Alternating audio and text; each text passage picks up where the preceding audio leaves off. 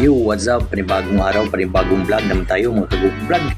Today's vlog mga Kago Vlog is ano ba ang size ng planshaft bearing ng Barako 175 Kawasaki brand na motor.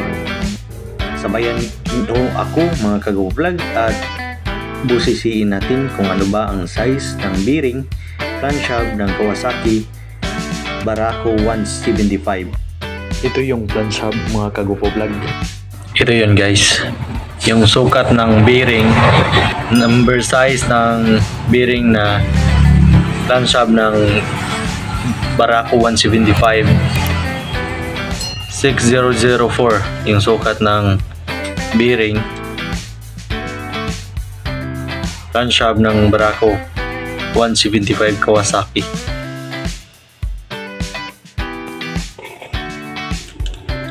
Ito yan.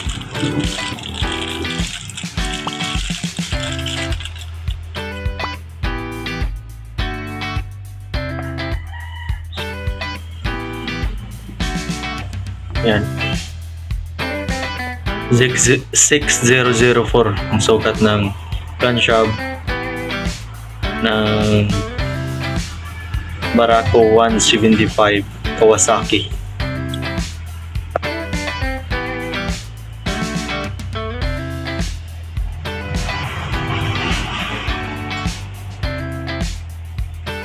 Yan.